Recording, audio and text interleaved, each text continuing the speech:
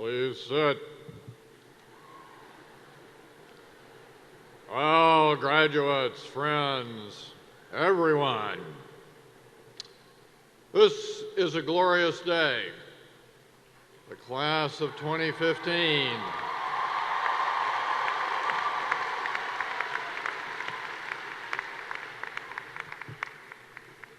The great class of 2015.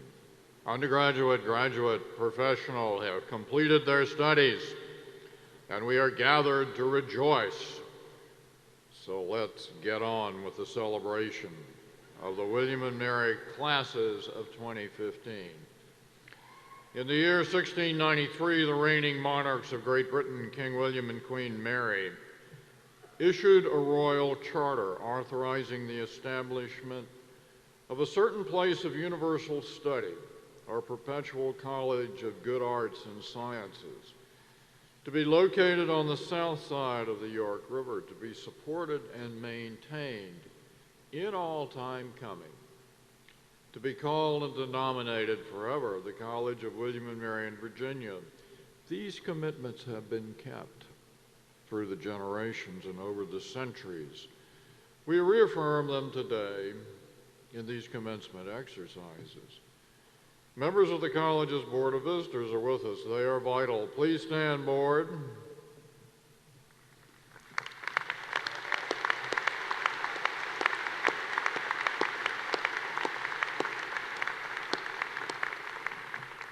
Also with us is a strong cohort of the faculty of William and Mary who have nurtured our graduating students. Faculty, please stand.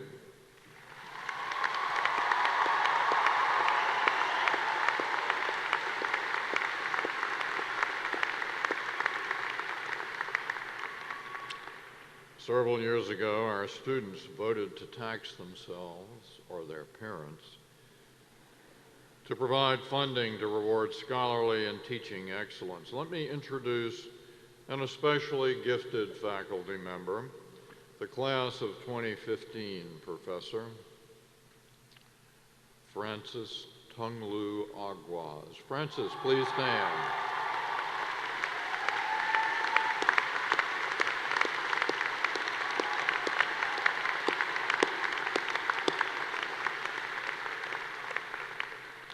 Three honorary marshals are selected by the senior class for today's exercises.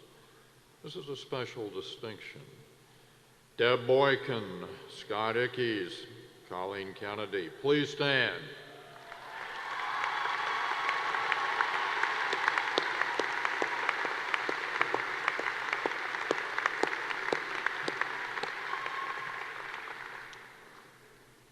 We're delighted to recognize 5 people who became honorary alumni and alumni of William and Mary yesterday.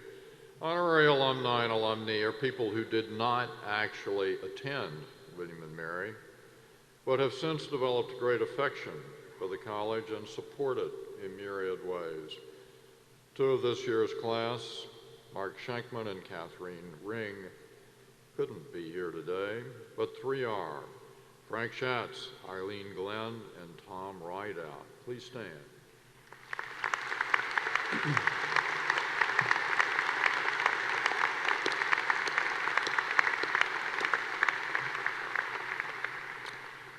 William and Mary has had chancellors in the British tradition since 1693. We've enjoyed an especially brilliant run of recent chancellors, though our first American chancellor after the Revolutionary War was George Washington, who is in a class unto himself. But the recent run, no fleas on them. Chief Justice Warren Burger, then Prime Minister Margaret Thatcher, then Secretary of State Henry Kissinger, Justice of the United States Supreme Court Sandra Day O'Connor, and now our own alumnus class of 1965, Robert M. Gates.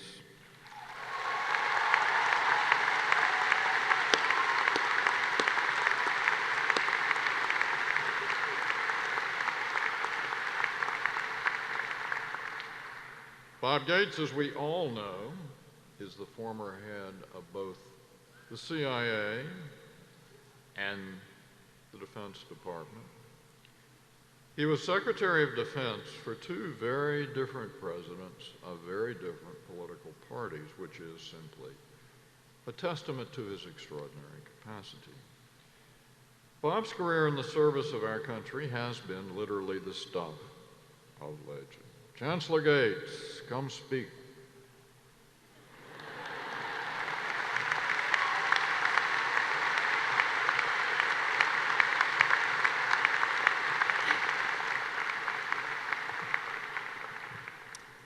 To the class of 2015, congratulations.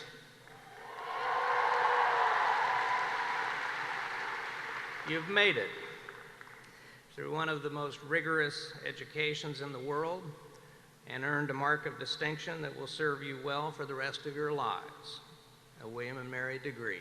Well done.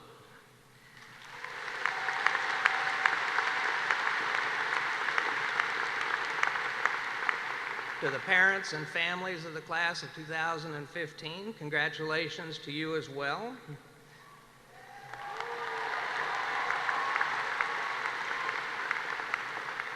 You have much of which to be proud and much to celebrate. The last tuition check has cleared. Leave the last parking tickets up to the kids. This commencement is a special one for me, personally. It is the 50th since my own in 1965, as I reminded my classmates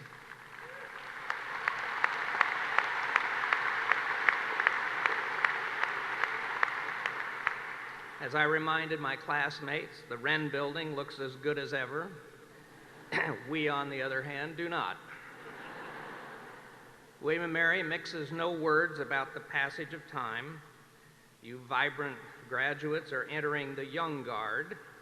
My classmates and I were just ushered into the old guard.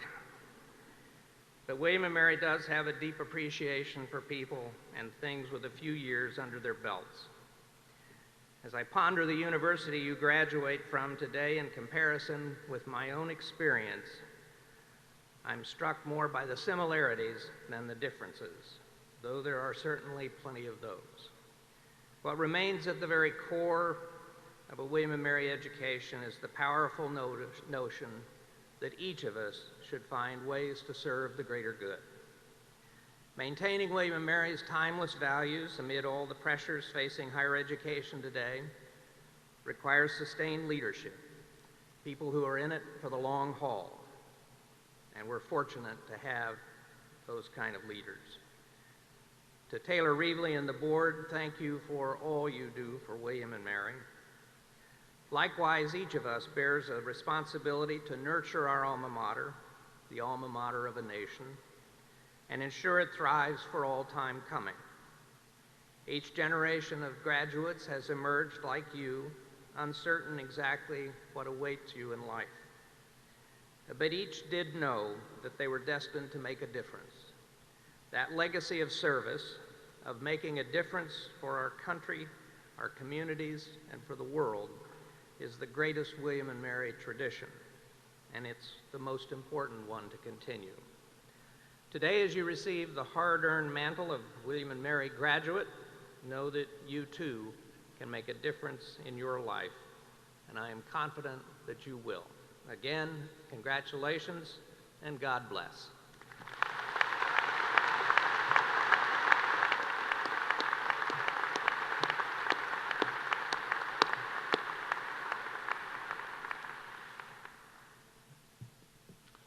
Since 1756, when Benjamin Franklin was awarded an honorary Master of Arts by William & Mary, we have recognized lives of powerful accomplishment through the conferral of honorary degrees. We add an eminently worthy member to that roster today, an account of her remarkable, truly splendid life and career appear on page 6 of the commencement program.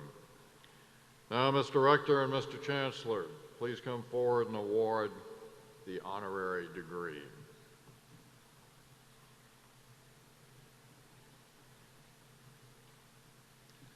Before we award the honorary degree, I just want to say on behalf of the Board of Visitors to the class of 2015, congratulations, well done. We are very, very proud of you. Would Dr. Condoleezza Rice please join us?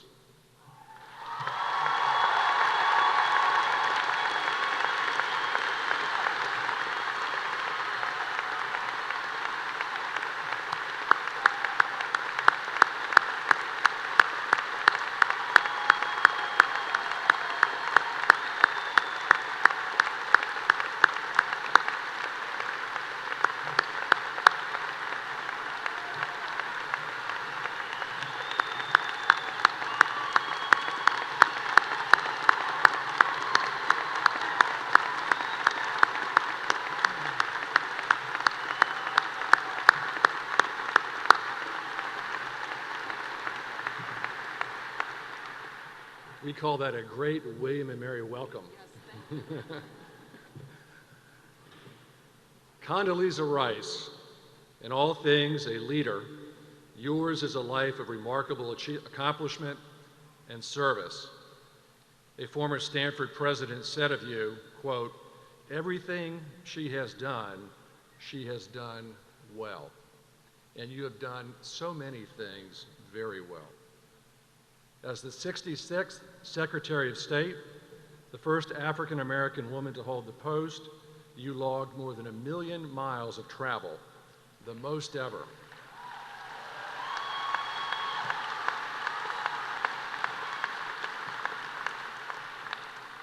And established records for the most diplomatic trips in a single year, as well as the most days engaged in diplomacy overseas during a 4-year term. In 2001, you became the first woman in the role of National Security Advisor to the President. You had previously been Director and then Senior Director of Soviet and East European Affairs on the National Security Council.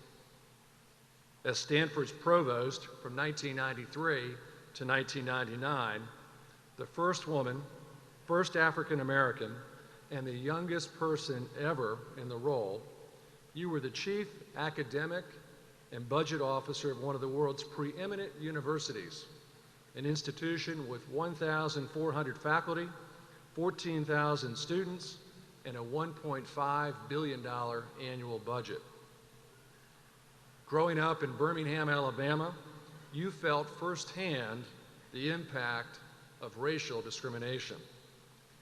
A childhood playmate and friend was among the 4 girls killed in the 1963 bombing of the 16th Street Baptist Church.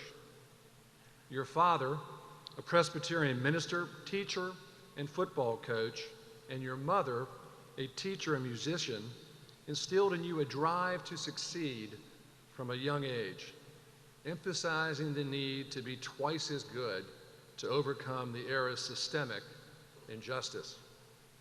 At 3, you began piano lessons and later performed with the Denver Symphony, Yo-Yo Ma, and Aretha Franklin. After graduating Phi Beta Kappa at 19 from the University of Denver, you went on to earn a master's degree from Notre Dame, then returned to Denver and completed your doctorate at the age of 26.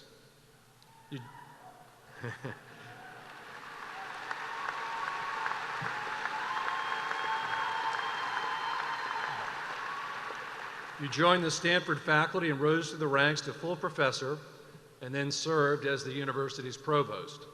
Along the way, you won 2 of Stanford's highest teaching honors and produced significant scholarship. After your time as Secretary of State, you returned to the Stanford faculty, published 2 best-selling books, co-founded Rice Hadley Gates, an international strategic consulting firm, and continued your involvement with a number of philanthropic and corporate boards.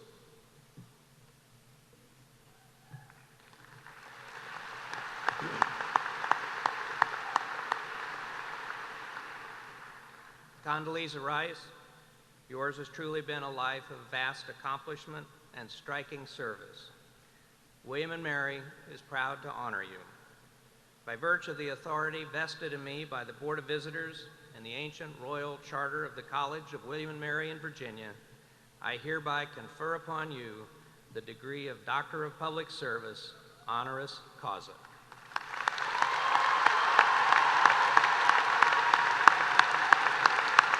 Congratulations.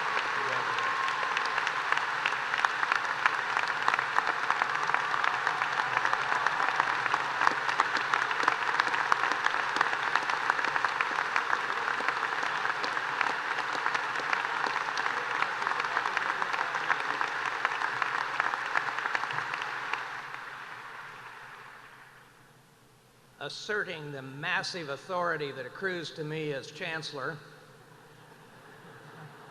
I am preempting President Reevely to introduce our commencement speaker. Ladies and gentlemen, my dear friend and a very great American, Condoleezza Rice.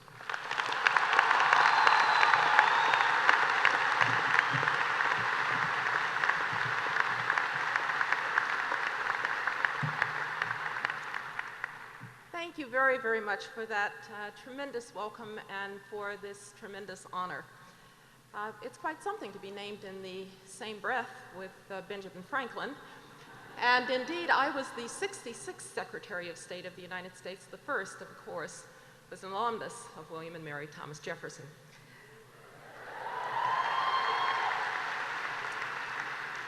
I want to thank my great friend and your Chancellor, Bob Gates. I want to thank you too, Bob, for your life of exemplary service to our country. I want to thank the president of the college. President Reevely, you have done such a marvelous job of leading this fine institution. To the rector and Todd Stottlemyre and the board, thank you for your leadership of William and Mary. To the faculty who've guided these graduates through their academic paces to academic success, and to the staff who've nurtured them and cared for them. To family and friends, thank you for your support and love of these graduates, and to the class of 2015, congratulations.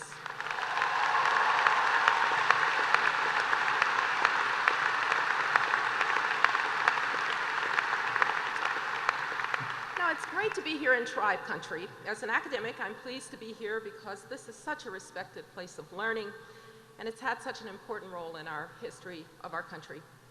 As a Southerner, it's nice to be a little closer to my roots. And as a sports fan, I want you to know that thanks to your football coach, Coach Laycock, I now have enough t-shirts and hats and golf balls to be a member of the tribe for the rest of my life.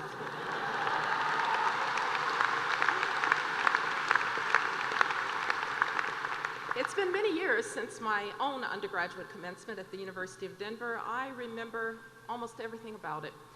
I remember how proud my parents were. I remember the closeness I felt to my classmates and my friends. I remember the thrill of achieving my academic goal.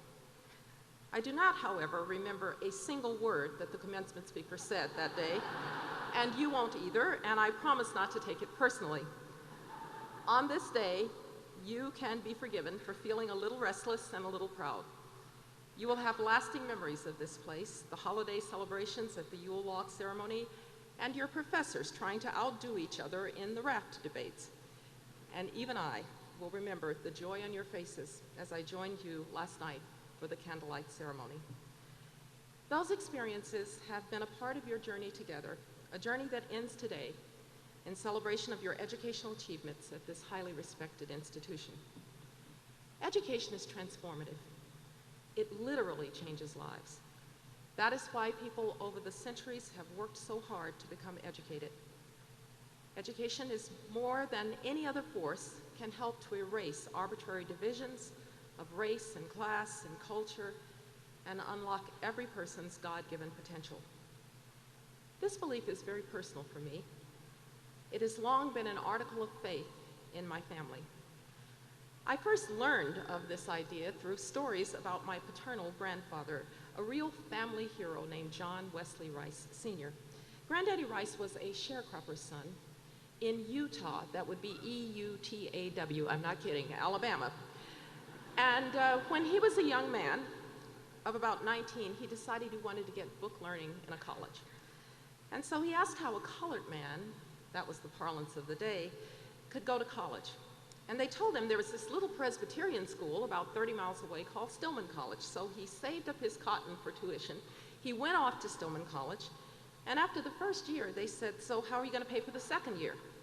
He said, well, I'm out of cotton. They said, you're out of luck. But thinking quickly, Granddaddy Rice said, so how are those other boys going to college? They said, well, you see, they have what's called a scholarship. And if you wanted to be a Presbyterian minister, then you could have a scholarship too. Granddaddy Rice said, you know, that is exactly what I had in mind. And my family has been college educated and Presbyterian ever since.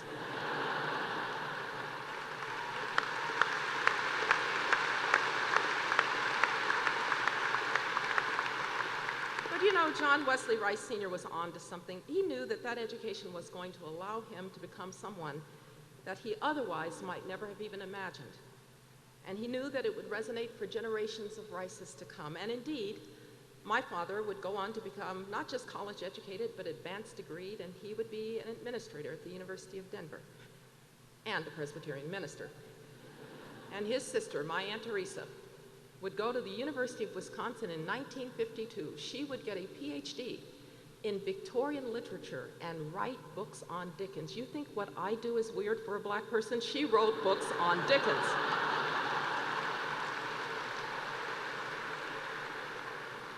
Because of all that my grandfather and others of my ancestors endured, poverty and segregation, really second-class citizenship, they understood that education was a privilege, not a right, and that it therefore conferred certain obligations. And so today, I would like to talk a little bit with you about the important responsibilities of educated people. The first responsibility is really one that you have to yourself, the responsibility to find something that you're passionate about and follow it. I don't mean just any old thing that interests you, not just something that you might or might not do, but that one unique calling that you can't do without. As an educated person, you have the opportunity to spend your life doing what you love, and you should never forget that many people don't enjoy such a rare privilege. As you work to find your passion, you should know that sometimes your passion finds you. That's exactly what happened to me, because you see, my first passion was to be a concert pianist. I could read music before I could read. But at the end of my sophomore year, I started encountering prodigies, 12-year-olds who could play from sight what it had taken me all year to learn, and I was 17. And I thought, uh-oh, I'm about to end up playing a piano in a piano bar, or maybe teaching 13-year-olds to murder Beethoven, or maybe I'll be one of those people playing the piano while you're shopping in the department store. But I am not going to play Carnegie Hall. So I went to my parents, and I had the following conversation. Mom and Dad, I've decided to change my major. To what are you changing your major, dear? I don't know, but it's not going to be music. You don't know what you want to do with your life. Well, it's my life. Well, it's our money. Find a major. I went back to college in desperate search of a major, and my first thought was English literature. Now, with all due respect to the English literature faculty out there, I hated it. So now it's winter quarter of junior year, and I decided on state and local government. That sounded practical. And my project was to interview the city water manager of Denver, the single most boring man that I have met to this day. And I thought, well, that's not it either. But then in the spring quarter of my junior year, I wandered into a course taught by a Czech refugee, a man named Joseph Corbell, whose daughter was named Madeline Albright. With that one class, I was hooked. I discovered that my passion was things international, things Russian, and diplomacy. Needless to say, this was not exactly what a young black girl from Birmingham was expected to do in the early 1970s, but it was like finding love. I couldn't explain it, but I knew it was right. And you know something else? Several years later, as I was taking off from a helicopter from the south line of the White House, serving President George H.W. Bush as his Soviet specialist, I sat there with Mikhail Gorbachev, his wife, the Secret Service, and me. And I thought, I am really glad I changed my major. It just shows you that your passion may be hard to spot. So keep an open mind and keep searching. And when you find your passion, it is yours. not what someone else thinks it should be. Don't let anyone define your passion for you because of your gender or the color of your skin.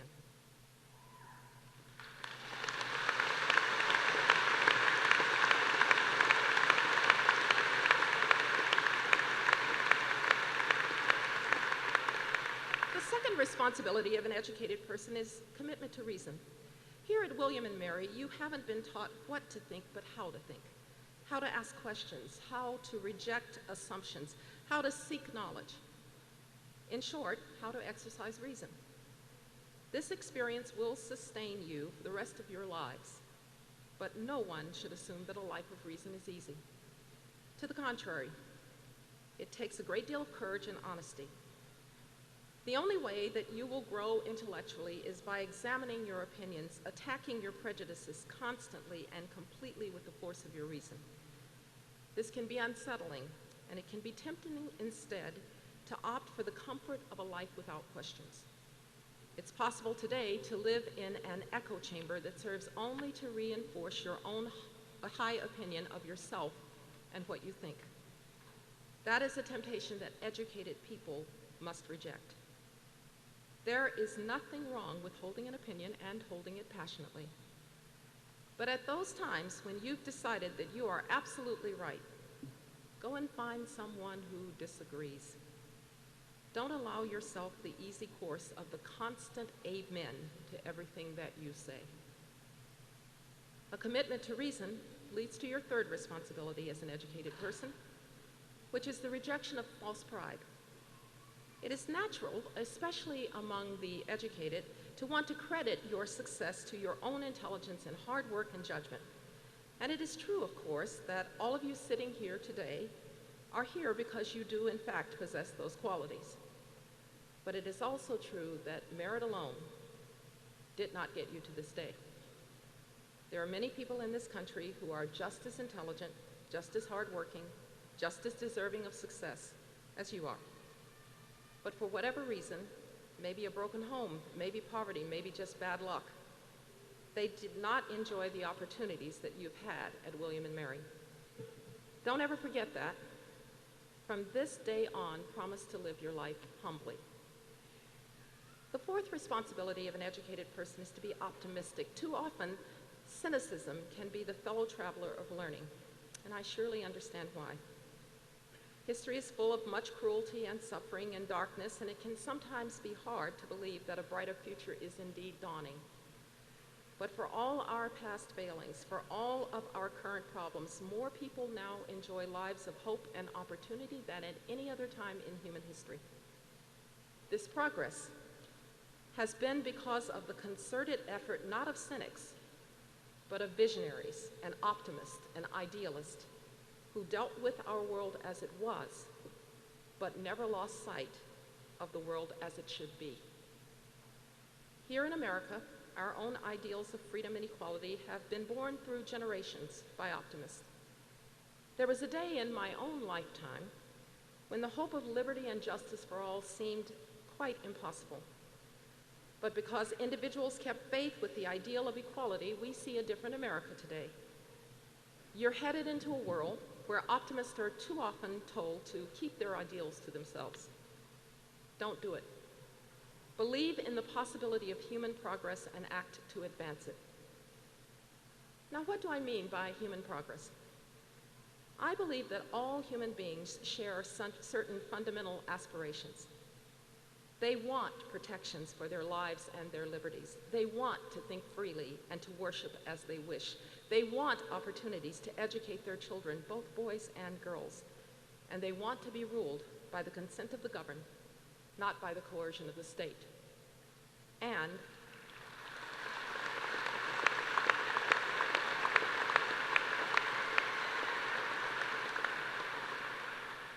they want to be treated with respect, no matter who they are or how they look. This challenges us to accept and embrace difference. All too often, difference has been used to divide and to dehumanize. I grew up in Birmingham, Alabama, the Birmingham of Bull Connor and the Ku Klux Klan and church bombings. a place that was once quite properly described as the most segregated big city in America.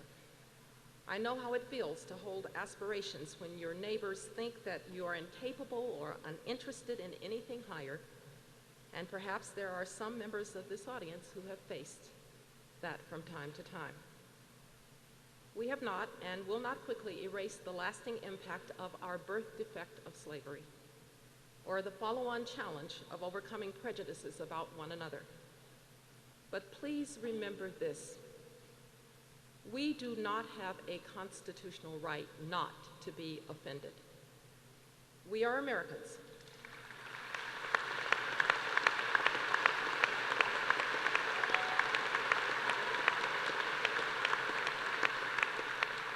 We are Americans, and I believe that we are a fundamentally decent people. And in every decent society, whether here or abroad, we should seek not to offend. But we will help our cause if we also resolve to be slow in taking offense. It is a great act of kindness to give someone else the benefit of the doubt. Try to react to others as you would hope they would react to you, no matter the color of their skin and no matter the color of yours.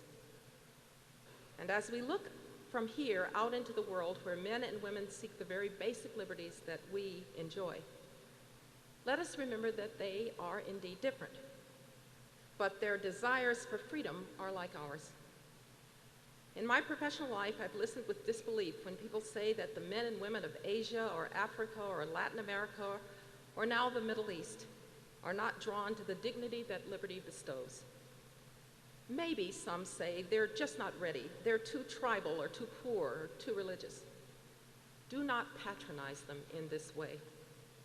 It is your responsibility as educated people to help close the gaps of justice and opportunity, and yes, the gaps of freedom that still exist beyond our shores, just as you must do here at home. At William & Mary, I know the mission of service is very close to the heart of this college, a recognized model for service learning. The ideal of service to others has inspired this class and those before to devote thousands of hours of your own time to help those in need. Yes, your service has and will help them, but it is true that it helps you more. Because when you encounter those who are less fortunate, you cannot possibly give way to grievance. Why do I not have? Or its twin brother, entitlement. Why don't they give me? In fact, you will ask, why have I been given so much? And from that spirit, you will join the legions of optimists and idealists who are working toward a better human future. What better place to draw on that spirit than here in colonial Williamsburg, where a college educated and patient patriots like Thomas Jefferson and John Marshall, who then went forth to build a new nation based on equality and justice and rule of law. Their political institutions did not always live up to the grand aspirations expressed in their great documents. They and their endeavors were imperfect, as are all human beings. They stumbled, sometimes they fell, but they kept going. And they left a legacy that allowed future generations, descendants of the free and descendants of slaves, to pick up the torch and walk toward the goal of making we the people a more inclusive concept. You now leave that very college, William & Mary, to join the ranks of the world's most privileged community, the community of the educated. It is a club that you may never quit and from which you can never be expelled. But remember that it does confer responsibilities. So as you leave, I ask you to bear a few things in mind. Be passionate about what you choose to do in life. Use your powers of reason. Cultivate humility. Remain optimistic and always tries to serve others and the goals of freedom and justice. Capture this moment forever in your mind's eye. The day when you and your parents and your family and your friends came to this place to celebrate a new beginning. And affirm on this day that as you leave this place, you will always remember why you came.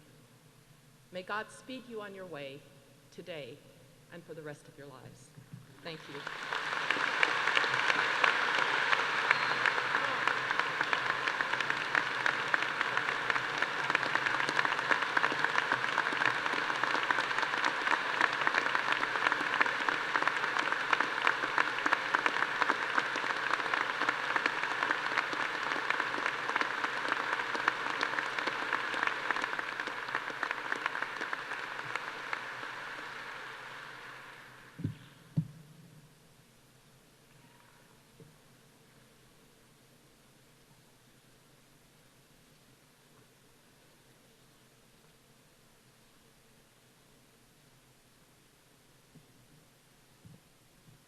Dr. Rice, those were winsome, compelling, powerful commencement remarks, and we are really grateful to have you with us.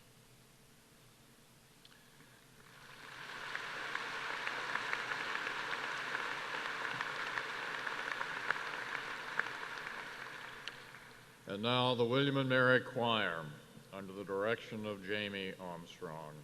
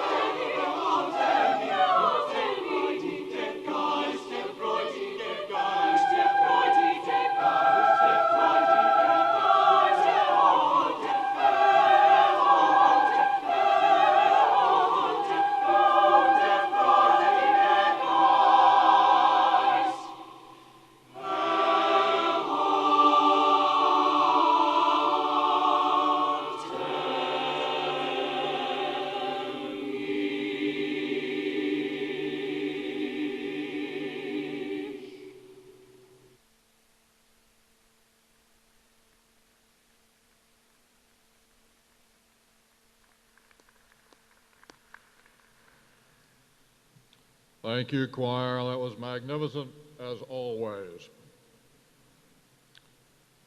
Now we move to awards and prizes. There is an insert in the commencement program detailing the accomplishments of those about to be honored.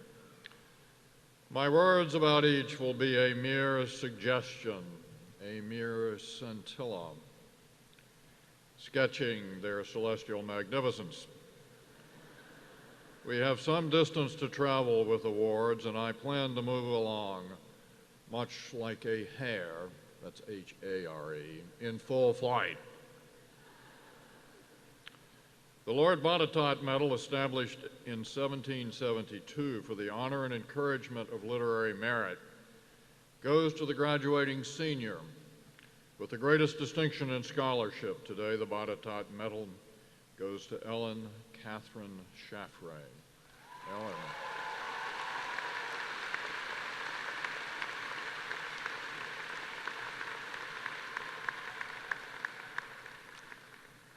Ellen, you graduate today, heading to medical school as a member of Phi Beta Kappa, a kinesiology major, and chemistry minor with a striking 3.997 GPA.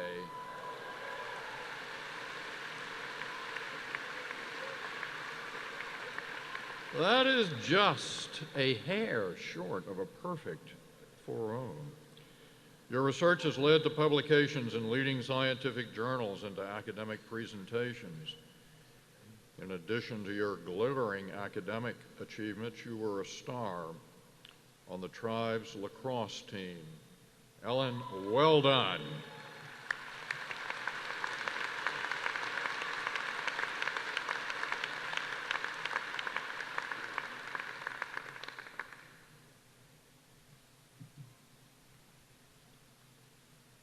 The James Frederick Carr Memorial Cup goes to the graduating senior who best combines the qualities of character, scholarship, and leadership.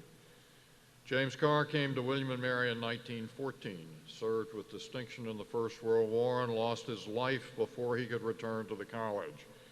This year, the Carr Cup belongs to Laura Elizabeth Pugh.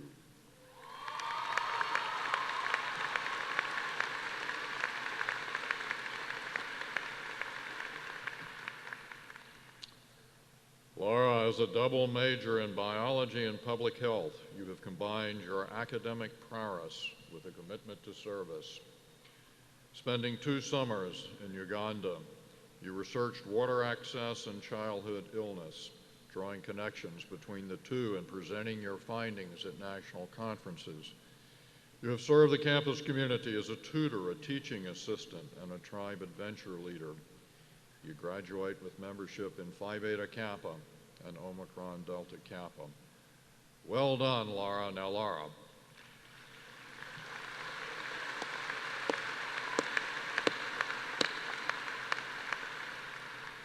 There is a slight caveat on the Carr Cup, and that is it's a really nifty looking cup. And I'm going to give it to you, and you can hold it for a second. But then you got to give it back to me. And with steely confidence, your name will be inscribed on it. And when you give it back to me, I will give you a certificate.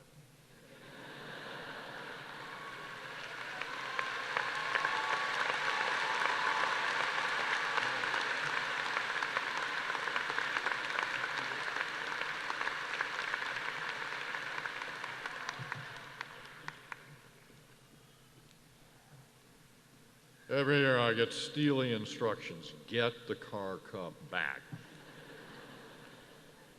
The 21st Chancellor of the college was Margaret the Lady Thatcher. An award in her name goes to a graduate or professional student of outstanding scholarship, service, and character.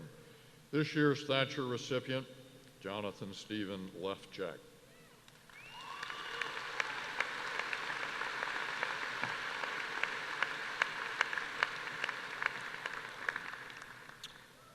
John, you were described as an exemplary student, an outstanding scientist, and a guru in statistics. During your time at VIMS, you published several papers in peer-reviewed journals. You embraced the challenge of learning an exotic statistical language, became expert in it, and led workshops for your VIMS colleagues. Your dissertation on trophic relationships of fauna in seagrass beds in the Chesapeake Bay promises to be in the vanguard of marine ecology. John, congratulations, and you get to keep your cup.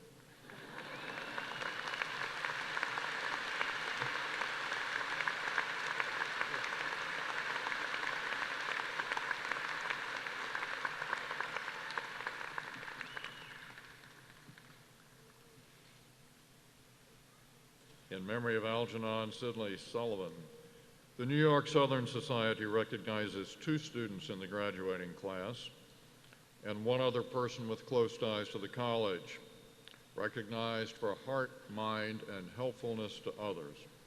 The student winners of this year's Sullivan Awards are Hannah Sophia Cohn and Andrew Alden Wilkie.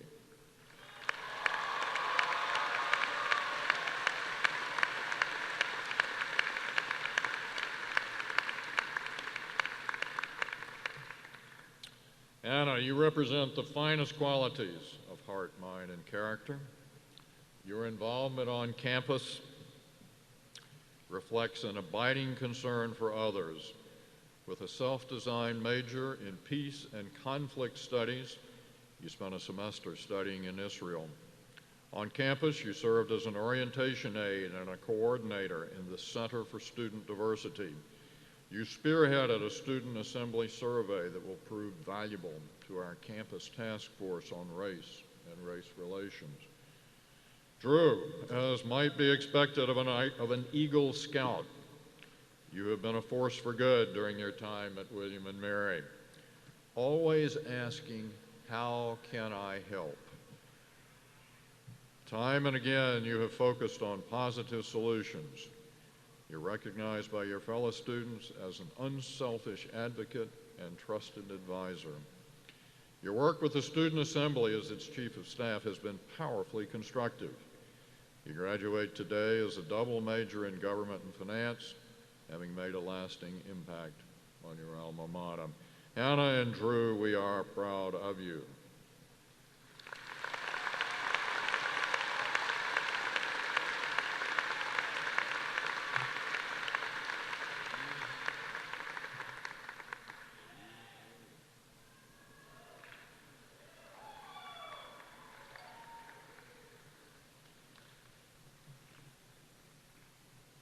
The 3rd recipient of the Sullivan Award this year is Steve Tewksbury.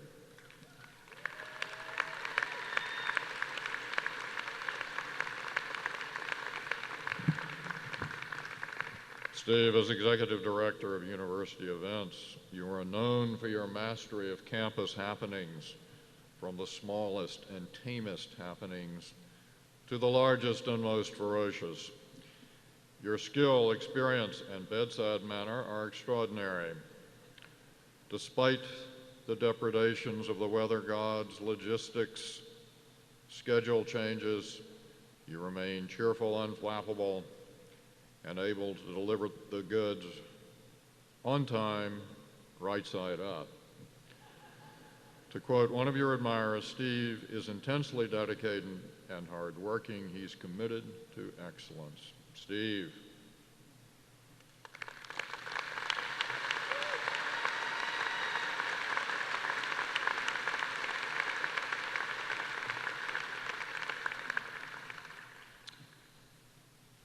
In honor of Thomas A. Graves, Jr., who retired in 1985, after almost 14 years as president of William & Mary, the Graves Award recognizes sustained excellence in teaching.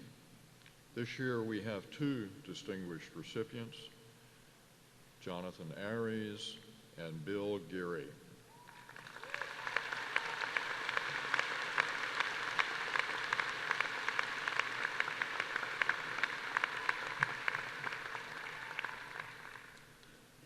Professor Aries, you are a scholar of foreign language education, a leader in service learning, and in the words of a colleague, a pedagogical frontiersman, pioneering new learning initiatives beyond the traditional classroom. For over 15 years, you've trained students in medical translation, placing them as interpreters in clinics that serve Spanish-speaking migrant workers. Your students have taught in elementary classrooms in Nicaragua and studied issues of immigration and human rights at the U.S.-Mexican border. A former student has said of you, Professor Aries has inspired us to work for the betterment of the world and society. Professor Geary, you're an exceptional teacher and an advisor who has made major contributions to the development, evolution, and delivery of the curricular and programs in the Mason School of Business. Your extensive involvement in healthcare has led to national recognition and to awards for your work in physician leadership. You've established new study abroad opportunities for undergraduates. Your students, both undergraduates and graduates, wax eloquent about the splendor of your teaching and mentoring. Professors Aries and Gary, William & Mary is proud to honor you with the Graves Award for Teaching Excellence.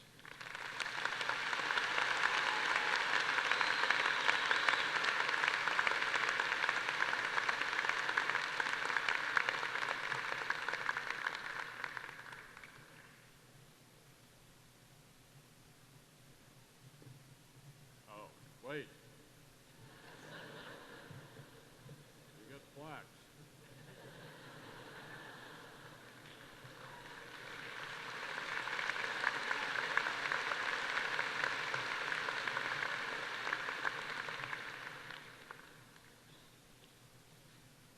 I also see we forgot to give Dr. Rice her diploma.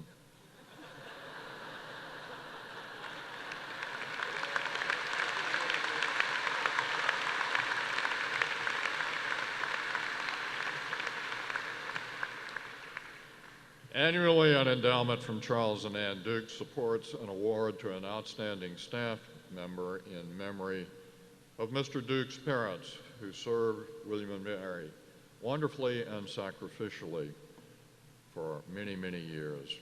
Monday, we celebrate this year's recipient of the Duke Award, Diane Dudley. We salute Diane in absentiam. There is a very frisky competition to pick the student speaker at commencement. The winner this year is Anurag Sanshama.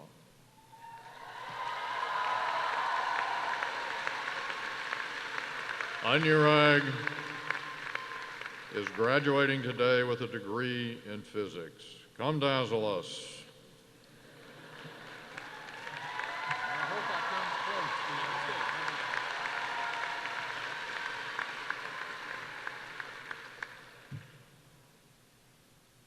Congratulations, class of 2015.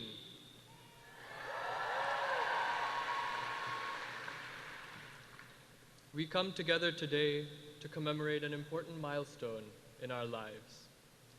For the first time, many of you will hear me string more than 2 sentences together without slipping a pun somewhere in between.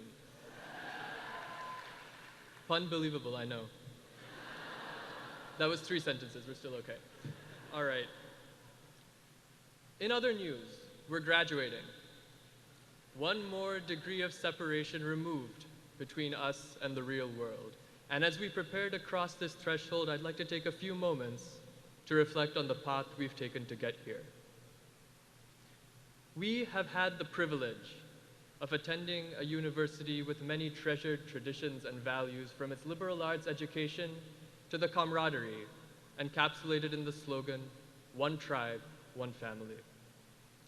We've learned how to effectively manage our workloads while effectively mismanaging our time. We've learned how to hit tennis balls into buckets while wearing funny costumes, and we've picked up a little something about our majors along the way. However we choose to prioritize the things that we've learned, I think it's safe to say that all of us have had the goal of leaving this university a little bit smarter than we were coming in. But in a school with such a strong academic tradition, perhaps the supreme lesson we can take away is the value of being stupid. The fear of looking stupid is something we can all relate to. I remember the first concert I ever played with the College Wind Ensemble. I was so worried about when to come in on my solo that I neglected to come in at all. The audience was treated to the sound of silence, accompanied by chamber winds. Whether it's stage fright, feeling nervous to participate in class discussions, or skirting around social encounters for fear of embarrassing oneself, I think all of us will admit that sometimes The fear of looking stupid prevents us from capitalizing on the opportunities we are given. But other experiences tell us that revealing our ignorance truly can be bliss. Out of the spotlight, we revel in having our minds blown, whether by the latest scientific discoveries or beautiful snow sculptures on the sunken gardens. When the pressure's not on us to perform and provide results, confronting ourselves with what we don't know or accomplishments that seem beyond our abilities, this becomes invigorating rather than paralyzing. Why relegate this to the times when we're anonymous? Why not proudly harness our stupidity and turn it into something creative? Now, as I extol the virtues of stupidity, I'm not talking about willful ignorance or intellectual laziness. I'm talking about a comfort with, and indeed a searching for, uncertainty. The ability to reach for a state where you are perpetually unsure and yet absolutely certain that solutions lie within your grasp. This is no easy task. To be intelligently stupid requires a great deal of thought.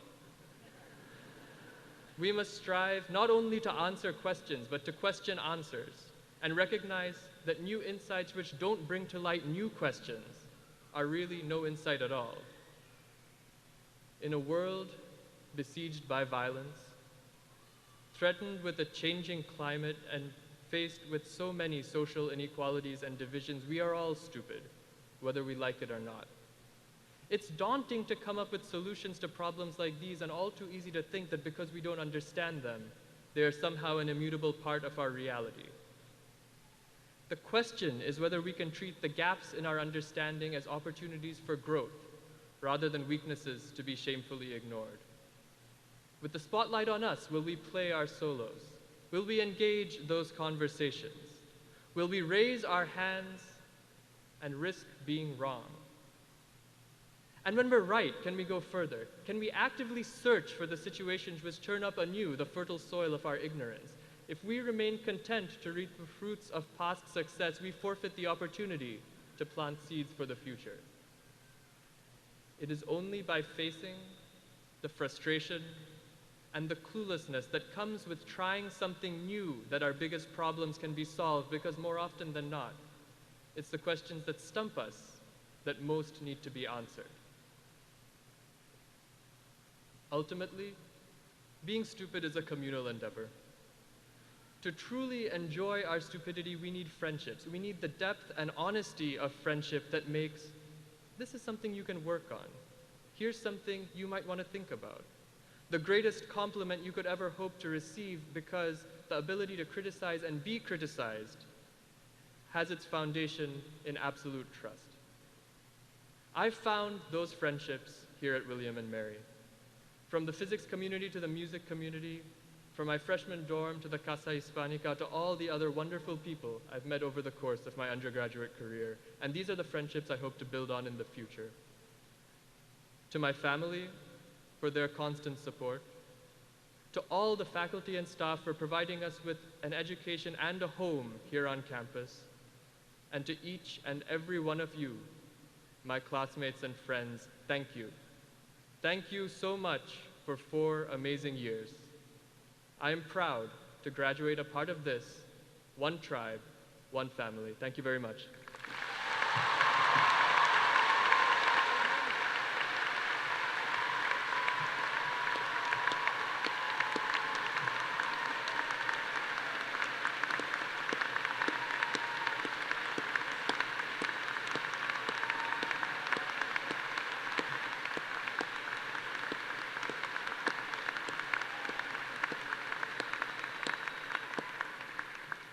That was quite wonderful. All right, everybody, at last, the time has come to confer degrees.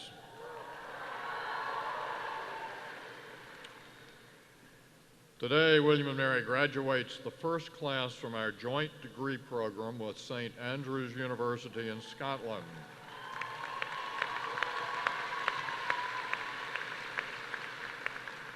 Today, graduates of this program will receive a William & Mary degree. In June, they will receive a St. Andrews degree. Thus, they will become full-fledged card-carrying alumni and alumni of both universities.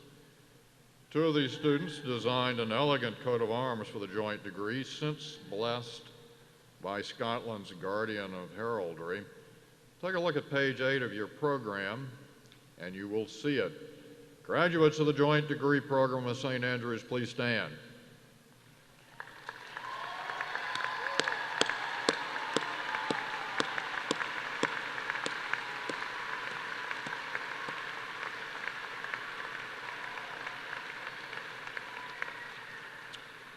Representatives from St. Andrews are with us. Its proctor, Professor Lorna Milnam, and Professor Rank M. Mueller. Right, Mr. Frank served as St. Andrews' first academic advisor for the joint program. Lorna and Frank, please stand.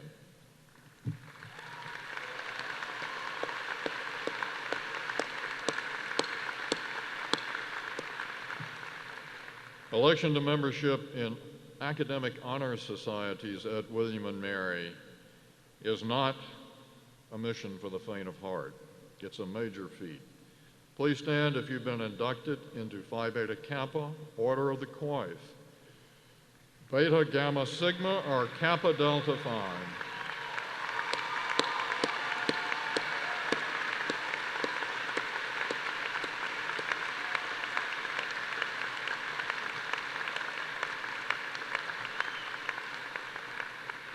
Thank you. Provost Halloran.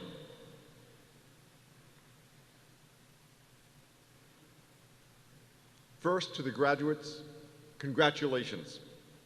We will begin with the conferral of doctoral degrees. Will all candidates for doctoral degrees please rise and approach the stage? Kate Conley, Dean of the Faculty of Arts and Sciences, will present the degree of Doctor of Philosophy in Arts and Sciences. There are 33 doctoral degrees being awarded in arts and sciences. 24 of the candidates are able to be with us today. Candidates for the degree of Doctor of Philosophy in Arts and Sciences, please come forward. Leo Aliaga.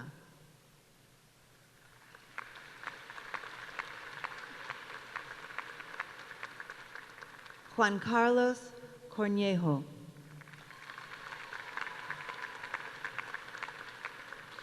Melissa Ann Cummings.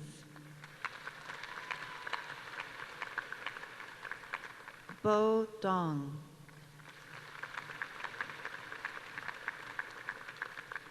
Michael J. Gaines. Sarah Gentry Glosson. Stephanie Hasselbacher. Maria Alexandria Kane. Julia Kaziewicz.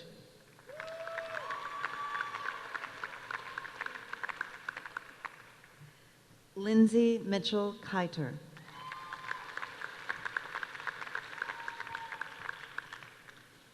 Aaron Michael Cole.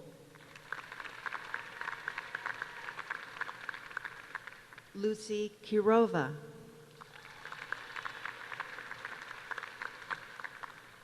Joshua Allen McGee.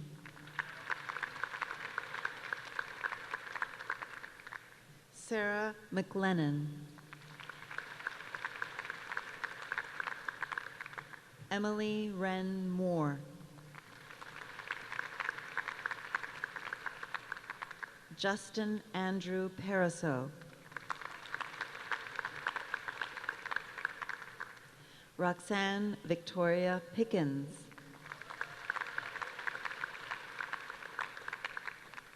Kevin Charles Valiant.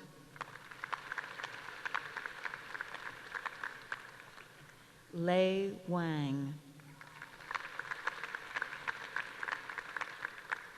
Xiao Wang. Christian Wilbers. Yifan Zhang. Ming Zhou.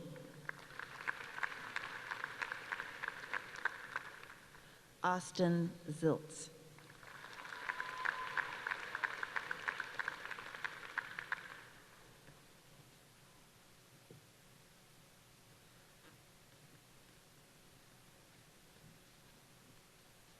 John T. Wells, Dean of the School of Marine Science, will present the candidates for the degree of Doctor of Philosophy in Marine Science. There are 7 doctoral degrees being awarded in marine science. All 7 of the candidates are with us today. Candidates for the degree of Doctor of Philosophy in Marine Science, please come forward. Allison Marie Colden.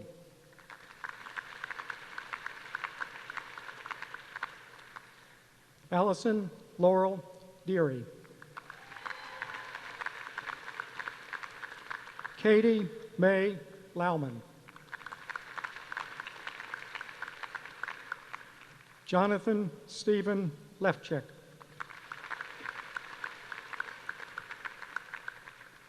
Jessica Ann Lisa. Jennifer Marie Martin. Ryan Schlesser.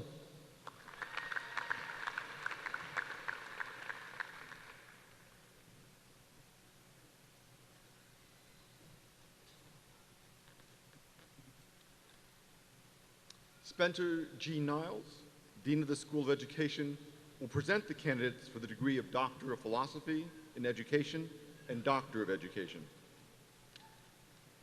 There are 36 candidates for doctoral degrees in education. 27 of the candidates are with us today. The candidates for the degree of Doctor of Philosophy in Education and Doctor of Education, please come forward. Duna Mashan Alkuhadar. E. Randon Arnoldson. Ludine Barthelis. Leslie Leroy Bohan. Shannon S. Butler. Jeffrey Kyle Christensen. Michelle Lee Syhak.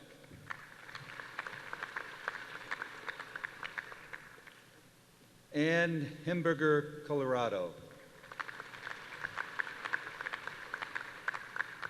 Carla A. Costello. Benjamin Niju Juking. Elaine Butler Gould.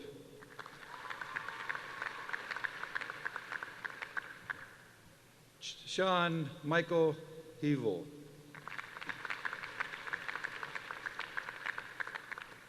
Jacqueline Rochelle Joe. Jacob David Joseph. Timina Kawaja.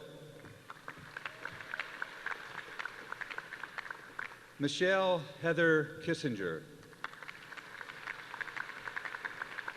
Maria Terrace Grug.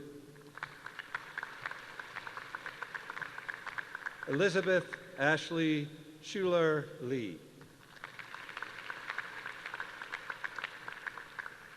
Tina Musara Manjalik Mott. Claire Patricia Merlin. Robin Elizabeth Moore. Philip Pugh Jr. Stephen Mark Sykes. Marcia Claytor Strange. Kendra Sermitis.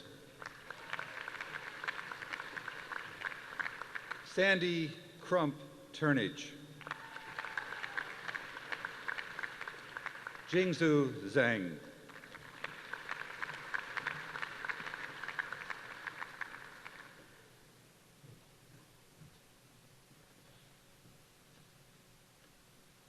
I think it's my turn.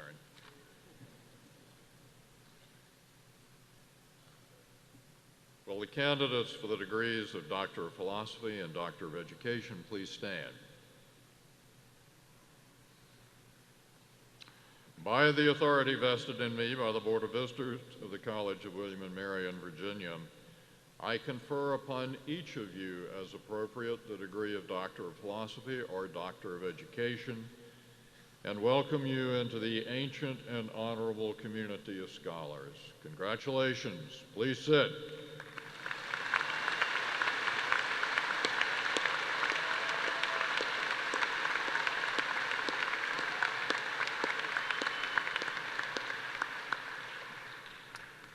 Davison M. Douglas, Dean of the Law School, will present the candidates for the degrees of Master of Laws and Doctor of Jurisprudence.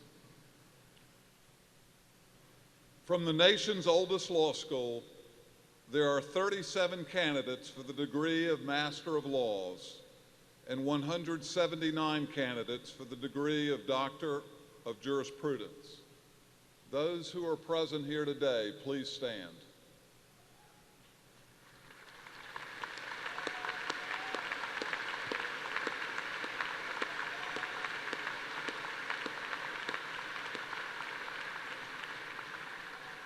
By virtue of the authority vested in me, I confer upon each of you as appropriate the degree of Master of Laws or Doctor of Jurisprudence, and declare that you are well prepared to protect and advance the rule of law in this country and other countries.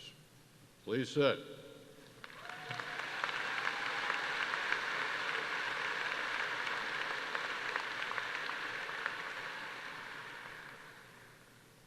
Dean Connolly will present the candidates for the degree of Master of Science, Master of Arts and Science of Public Policy.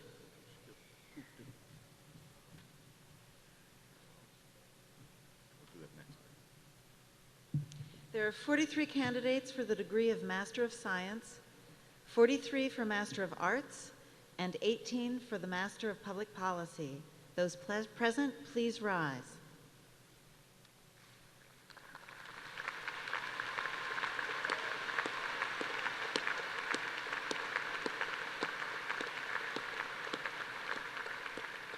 By virtue of the authority vested in me, I confer upon each of you as appropriate the degree of Master of Science, Master of Arts, or Master of Public Policy, and declare that you have successfully completed advanced study in your disciplines and are prepared to lead in them. Congratulations.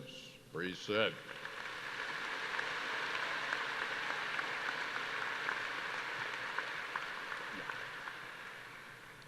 Dean Niles will present the candidates for the Educational Specialist degree and the degrees of Master of Arts in Education and Master of Education. There are 10 candidates for the Educational Specialist degree, 80 for Masters of Arts in Education, and 65 for Master of Education. Those present, please rise.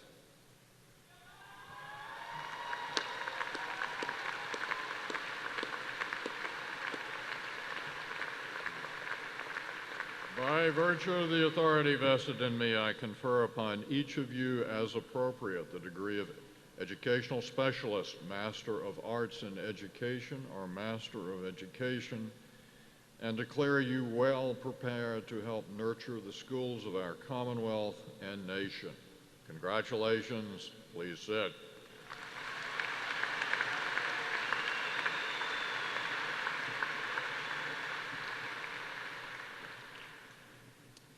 Dean Wells will present the candidates for the degree of Master of Science in Marine Science. There are 13 candidates for the degree of Master of Science in Marine Science. Those present, please rise. Aye, hearty too.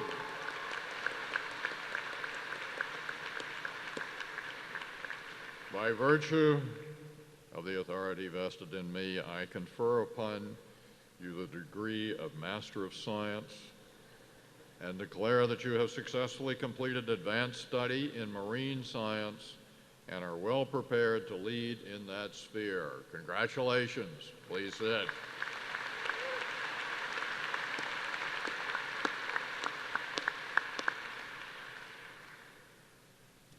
Lawrence B. Pulley, Dean of the Mason School of Business, will present the candidates for the degrees of Master of Business Administration and Master of Accounting.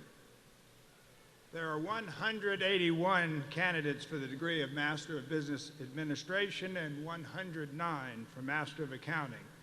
Those present, please rise.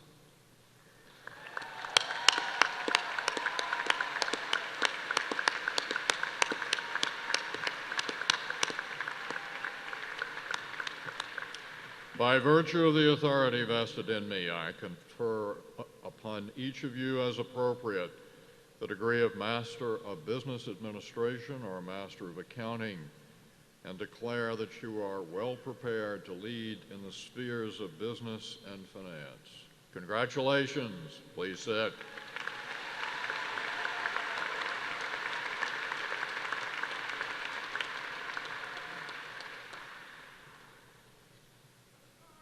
There are 1,672 candidates for the baccalaureate degrees. The deans will now...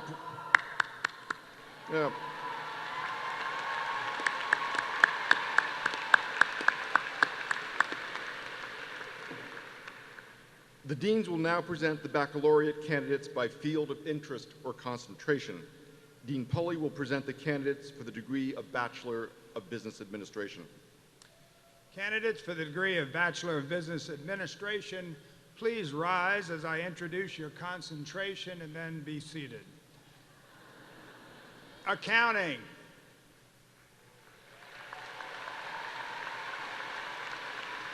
Thank you. Finance.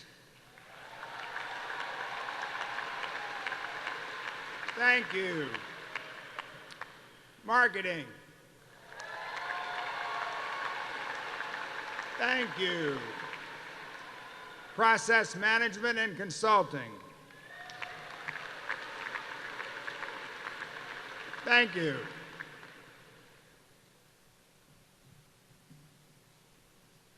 Candidates for the degrees of Bachelor of Science and Bachelor of Arts, please rise as I introduce your concentration and then be seated. Africana Studies. Thank you. American Studies.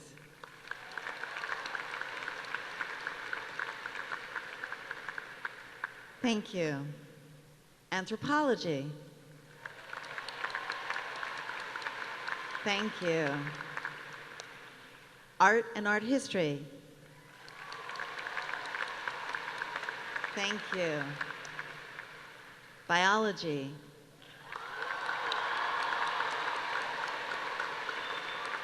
Thank you. Chemistry. Thank you. Classical Studies, including Greek, Latin, and Classical Civilization. Thank you. Computer Science.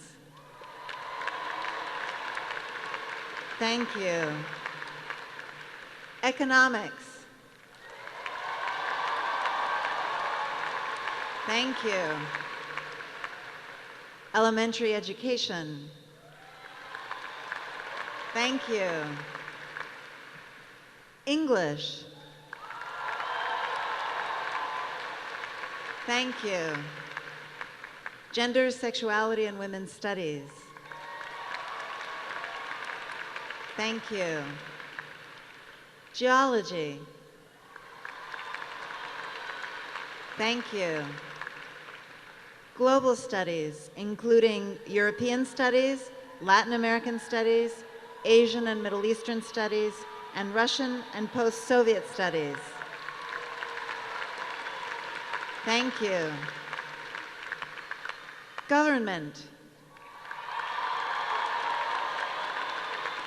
Thank you. History. Thank you. Interdisciplinary studies, including environmental science and policy, linguistics, literary and cultural studies, film studies, medieval and Renaissance studies, and neuroscience. Thank you. International relations. Thank you. Kinesiology and health sciences. Thank you. Mathematics. Thank you. Modern languages and literatures, including Chinese, French, German, and Hispanic studies. Thank you. Music. Thank you. Philosophy. Thank you. Physics. Thank you. Psychology. Thank you. Public policy. Thank you. Religious studies. Thank you. Sociology. Thank you. Theater, speech, and dance. Thank you.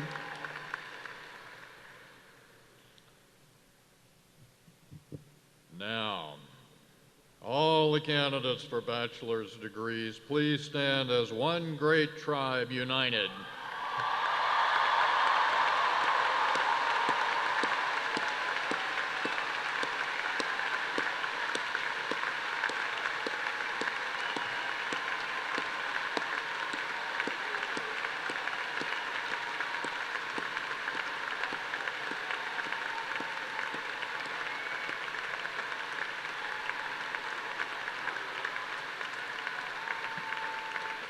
By virtue of the authority vested in me by the Board of Visitors of the College of William and Mary in Virginia, I hereby confer upon each of you, as appropriate, the degree of Bachelor of Business Administration, Bachelor of Arts, or Bachelor of Science.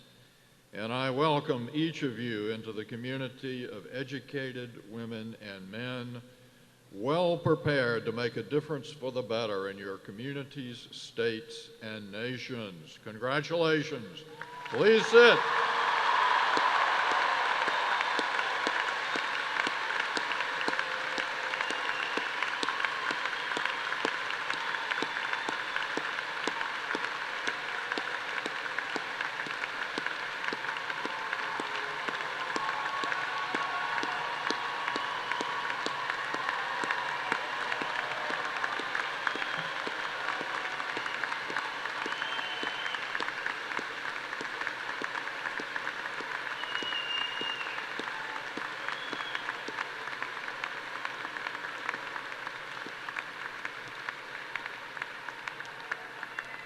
Now, class of 2015, that was a rousing round of congratulations. For hundreds of years, William and Mary people have served with distinction first in colonial and then in the United States Armed Forces. That tradition is represented at William and Mary by our Army ROTC program. Yesterday, the Army commissioned 9 William and Mary students as second lieutenants. Please stand and receive our thanks.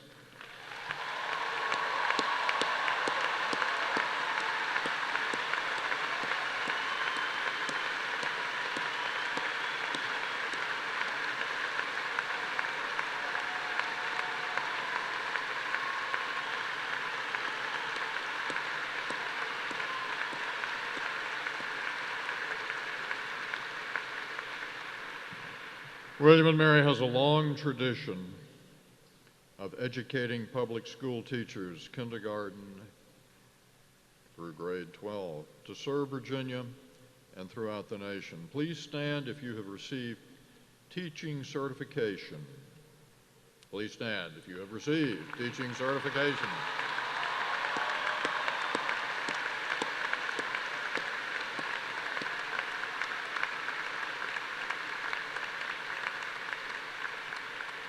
Thank you. To recognize the global reach of William and Mary, I ask all of our international students and all of our other graduates who have studied, worked, or served abroad during their time at William and Mary to stand.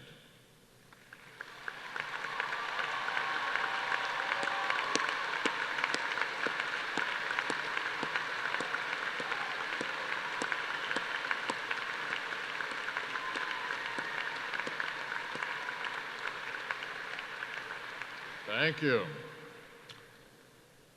Be of good cheer, everyone. We approach the end of these ceremonies.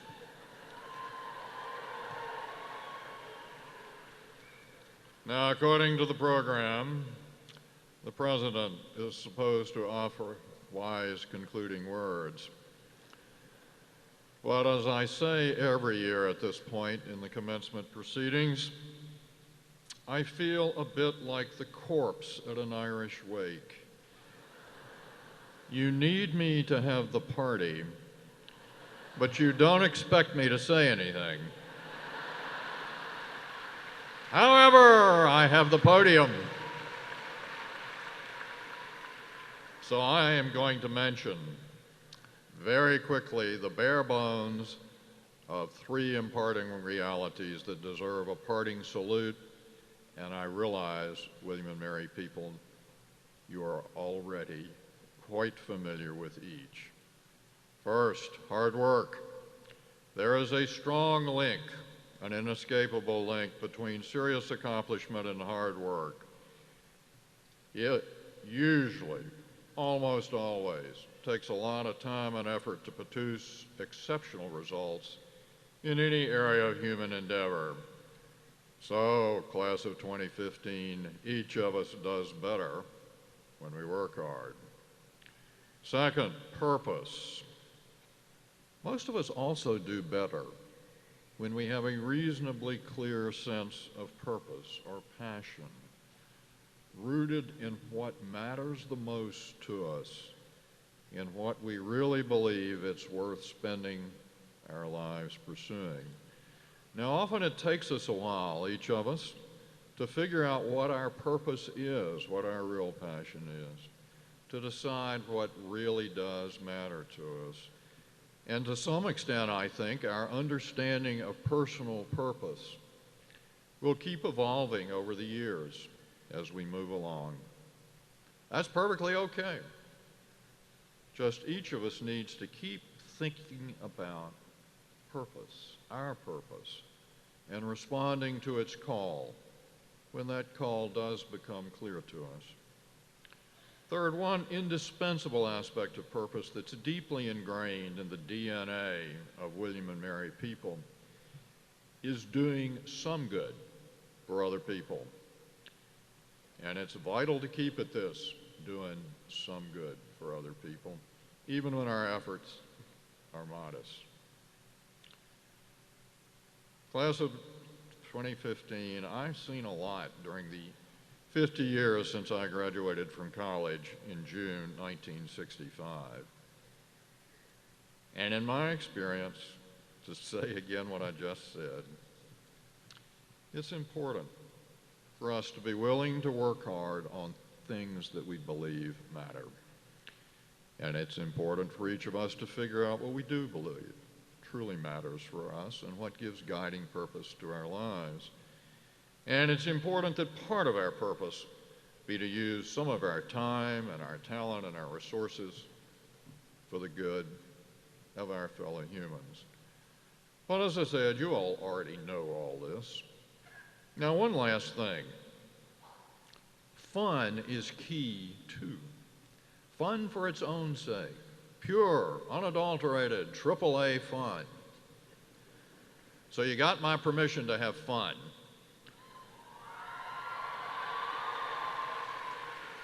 And in the genre of fun, it's time for a rousing cheer, a roaring salute to our royal progenitors, King William and Queen Mary, and then a roaring salute to the marvelous class of 2015. After all, without our royal progenitors, we wouldn't be here.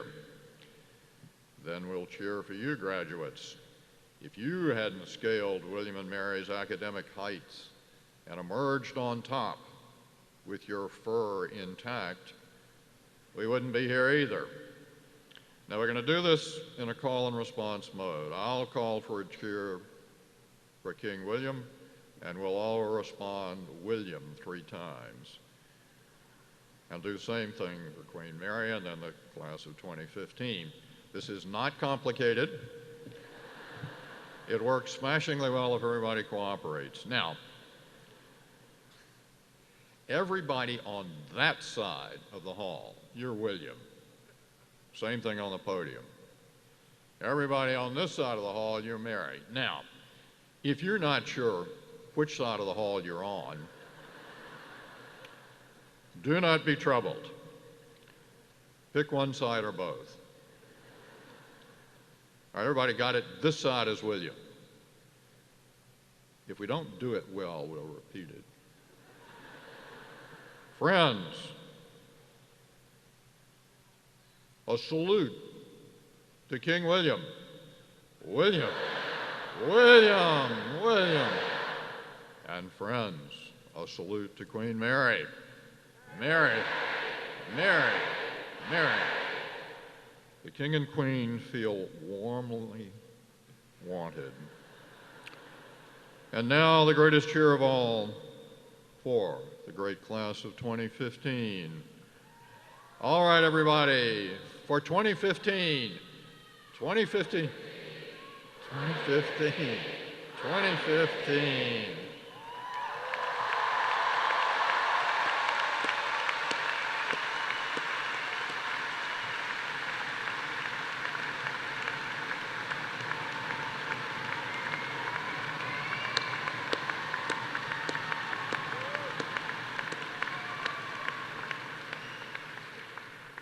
Now we're about to sing the alma mater, and as the song begins, the symbolic chain of class office will pass from Joe Foster, president of the class of 2015,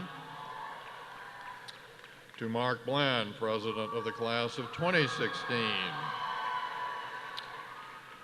And on the last verse of the alma mater, the William and Mary Maces will pass from the outgoing to the newly elected leaders of the undergraduate and graduate student bodies. After the alma mater, while the platform party leaves the hall, I ask all the rest of us to remain in place. Once the platform party is gone, I will officially close the academic year and then plunge us into a final bout of friskiness. Now, the alma mater. The alma mater really likes to be sung. If you don't remember the words, they're on page 11 of the program. It doesn't matter whether you sing well or not. It does not matter whether you're male or female or whatever. Let's really raise the rafters with the alma mater. Choir, lead us.